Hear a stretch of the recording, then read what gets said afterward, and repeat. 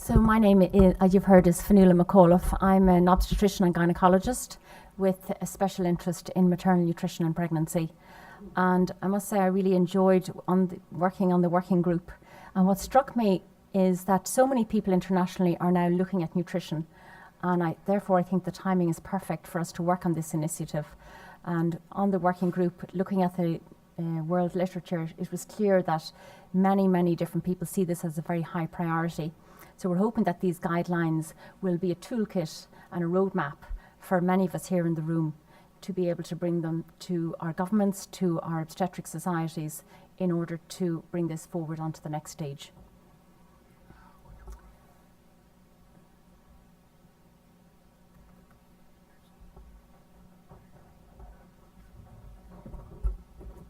So in Europe, these are the issues that we see every day. We've high rates of overweight and obesity. Despite that, we've poor diet quality. The diet is low in essential micronutrients, particularly low in vitamin D, and the immigrant women are also at risk and perhaps more risk than the native women. So this is a map looking at rates of obesity across Europe. So the darker the colour, the higher the rates. And this just shows body mass index. These are data for women over 25 and over 30. And you can see that most countries have rates of over 50% of being overweight or obese. And of course, this poses many challenges for us looking after pregnant women. Gestational diabetes, which leads to type 2 diabetes, is increased. Preeclampsia is increased. Postpartum weight retention, caesarean section and hemorrhage, and venous thromboembolism. But when I explain these risks to the pregnant ladies, they sort of accept them and understand them. But when we move on to the fetal risks, many people are quite surprised to see that congenital anomalies are increased 2 to 3-fold in women who are obese. And you can see neural tube defects is featuring there, again bringing out the importance of preconceptual folic acid. Stillbirth is increased 2 to 3-fold, and then disorders of fetal growth, both overgrowth and undergrowth. So there are many implications of being overweight and obese in pregnancy. And of course, the fetal programming story tells us that these risks don't stop at birth, that being overweight at birth puts one at significant risk of childhood obesity. So looking at, so I've shown you the rates of body mass index are very high across Europe, but what about the dietary intakes amongst pregnant women? And as you can see here, we've got the mean, and then we've got the percentage compliance. So that's the percentage C there. And you can see of total fat, many women are exceeding fat in their diet. So only 8% are actually on the recommended less than 30% of total energy intake. Saturated fatty acids, again, are overrepresented in the diet. And polyunsaturates are underrepresented in the diet, and fibre is underrepresented. So you can see here that the women are obtaining too many calories from the wrong sources, and certainly diets very high in fat and saturated fat. What about micronutrients? Well, there's difficulties there. So in Europe, the same as we've heard in Africa, these are micronutrient intakes from diet alone, so they exclude those on supplements, and approximately 50% of women are on supplements at the time of conception. So you can see that calcium there, only 16% of women are reaching the calcium requirements, 14% of iron from diet alone, 4% of folic acid. So again, that increases the importance of preconceptual folic acid. And one of the big difficulties we have, of course, is that 50% of pregnancies are unplanned, and women are not getting enough folic acid in their diets. And therefore they're putting themselves at risk of neural tube defects. And then vitamin D intakes from diet alone are really very low. In terms of looking in more detail at dietary intakes, we looked at a group of women and found that 43% had an unhealthy dietary pattern. This was characterised by high intakes of white bread, refined breakfast cereals, confectionery, chips, processed meats, and high-energy beverages. And what about these women with the unhealthy dietary patterns? They were more likely to be younger, have a higher body mass index, a lower education level, and they were less likely to change their diet throughout pregnancy. They were more likely to continue with this pattern throughout pregnancy.